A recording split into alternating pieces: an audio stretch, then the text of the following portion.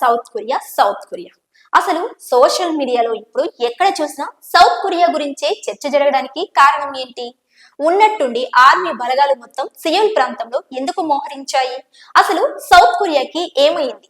ఆ దేశ ప్రెసిడెంట్ అయిన యోన్ చేసిన తప్పేంటి? అసలు సౌత్ కొరియాలో మార్షల్ లా అనేది వినపడితే ఆ దేశ ప్రజలు ఎందుకు అంత భయభ్రాంతులకు గురి అవుతున్నారు? ప్రపంచ దేశాలు సౌత్ కొరియాను చూసి ఏం నేర్చుకోవాలి? ఆ విషయాలు ఏంటి అనేవి తెలుసుకోవడానికి ముందుగా అసలు మార్షల్ లా అంటే ఏంటి, ఆ దేశ ప్రెసిడెంట్ పై ఉన్న ఆరోపణలు ఏంటి, అండ్ అలాగే సడన్ గా మార్షల్ లాని ప్రకటించవలసిన అవసరం ఏంటి అనేవి ముందుగా మనం తెలుసుకుందాం. I am deeply sorry and sincerely apologize to the citizens who must have been greatly shocked.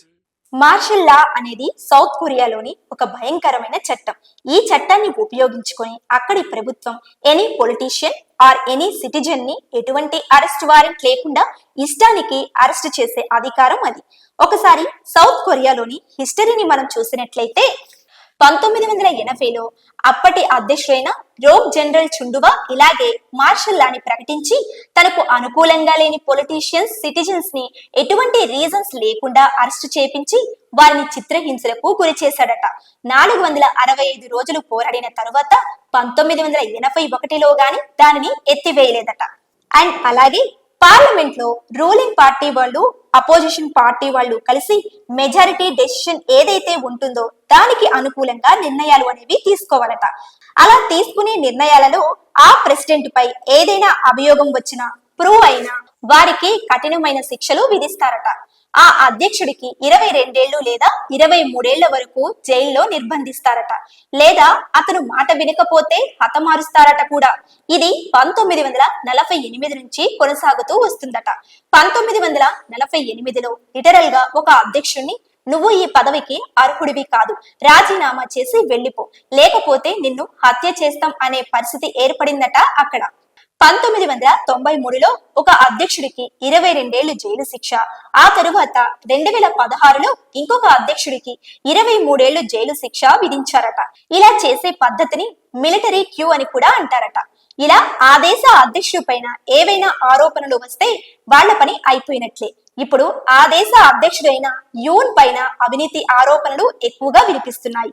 ఈ ఆరోపణలకు భయపడిన యూన్ ర్యాండమ్ గా టీవీలోకి వచ్చి అక్కడున్న అపోజిషన్ పార్టీ అయిన డెమోక్రటిక్ పార్టీ కొంతమంది కమ్యూనిస్టులతో కలిసి నార్త్ కొరియా ఏజెన్సీలతో కలిసి సౌత్ కొరియాను దెబ్బతీయాలనుకుంటున్నారు, నా చేతులు కట్టేశారు, వేరే ఆప్షన్ లేదు, మార్షల్ లాను ప్రవేశపెడుతున్నా, దేశాన్ని కాపాడుకోవడానికి ఈ మార్గమే సరి అయినది, ఇది ఎమర్జెన్సీ మార్షల్ లా అయినప్పటికీ ప్రజలెవరూ భయపడకండి అని అనౌన్స్ చేశాడు. ప్రెసిడెంట్ మార్షల్ లాను ప్రకటించవచ్చు, అందుకే యూన్ కూడా ప్రకటించాడు.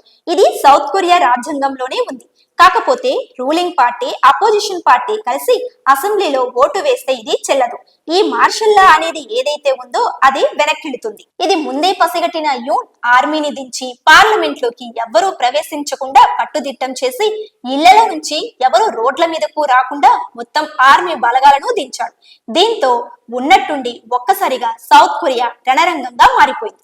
ముఖ్యంగా సియోల్ ప్రాంతం ప్రజలంతా రోడ్ల మీదకు రావటం ఒక ఎత్తైతే, మరోవైపు అక్కడ యుద్ధ ట్యాంకర్లు, హెలికాప్టర్లు, సైనికులు రంగంలోకి దిగి సామాన్యులను భయభ్రాంతులకు గురి చేశారు.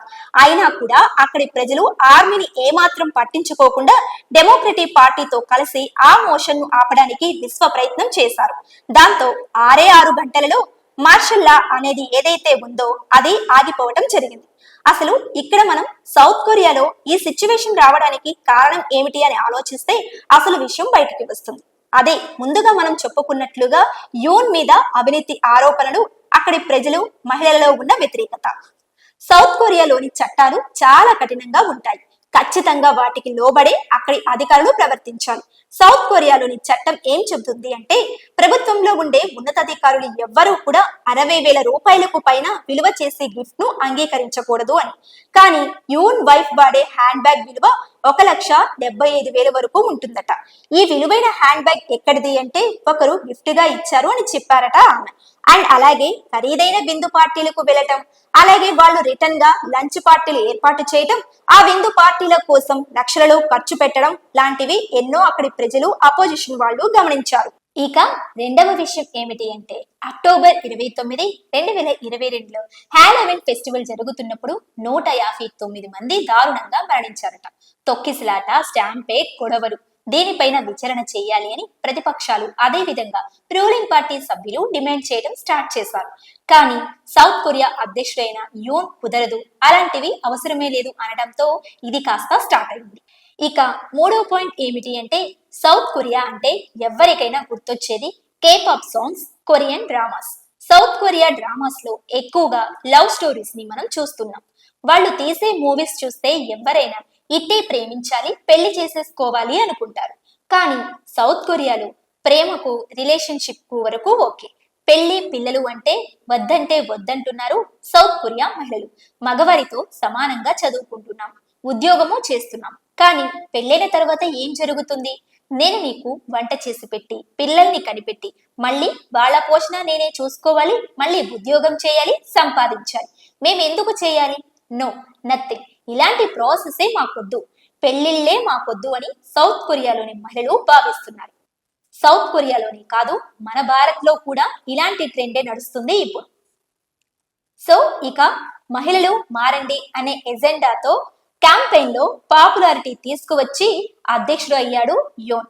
అయితే ఈ ఎజెండా సౌత్ కొరియా మహిళలకి ఇష్టం లేదు. ఈ కారణాలతో మహిళలు యోన్ మీద కోపంతో ఉంటే ఓవైపు అవినీతి ఆరోపణలు, మరోవైపు హాలోవీన్ ఘటన. వీటితో భయపడిన యూన్ సడన్ గా మార్షల్ లాని ప్రకటించి మళ్లీ ఎత్తివేశాడు. సో ముందు యూన్ పరిస్థితి ఎలా ఉంటుందో ఏంటో మరి. ఇక్కడ సౌత్ కొరియా ప్రపంచానికి ఒక మెసేజ్ ఇస్తుంది. అది ఏంటి అంటారా? రానున్న 20 ఏళ్ల నుంచి 30 ఏళ్లలోపు సౌత్ కొరియా కనుమరుగయ్యే అవకాశం ఉంది అంటున్నారు నిపుణులు. రానున్న 20 ఏళ్ల తరువాత సౌత్ కొరియా పాపులేషన్ జస్ట్ 17% కి పడిపోతుంది అంటున్నారు. ఇప్పుడు 52 మిలియన్ పాపులేషన్ ఉన్న సౌత్ కొరియా రానున్న 20 ఏళ్ల తరువాత జస్ట్ 17% కి, అంటే 17 మిలియన్ కి పడిపోతుంది అంటున్నారు. దీనికి ప్రధాన కారణం అక్కడి మహిళలు. చైనా, జపాన్లలోని మహిళల మాదిరి వాళ్ళు పెళ్లి, పిల్లలు అనే ప్రాసెస్సే వద్దు అంటున్నారు. జనాభా పెరగకపోవడం అనేది అతిపెద్ద ప్రాబ్లం గా మారింది ప్రపంచంలో. గత కొద్ది రోజులుగా సౌత్ కొరియా గురించి అనేకమైన ఆర్టికల్స్ పబ్లిష్ అవుతూ వస్తున్నాయి. అందులో వాళ్ళు చెప్పేది భవిష్యత్తులో సౌత్ కొరియా కంప్లీట్ గా ఈ భూమి మీద నుండి అదృశ్యమయ్యే అవకాశం ఉంది అని. అంటే ఫ్యూచర్ లో సౌత్ కొరియా ఉండకపోవచ్చు అనే టాపిక్ ని ప్రపంచ వ్యాప్తంగా ఉన్న శాస్త్రవేత్తలు, నిపుణులు సీరియస్ గా తీసుకొని దీని గురించి డిస్కస్ చేస్తున్నారు. సౌత్ కొరియాలో పాపులేషన్ ఎప్పుడైతే కంప్లీట్ గా పడిపోతుందో ఆ సమయంలో మనం సౌత్ కొరియాకు వెళ్ళినా అది ఆ దేశం అనే ఫీలింగ్ రాదు.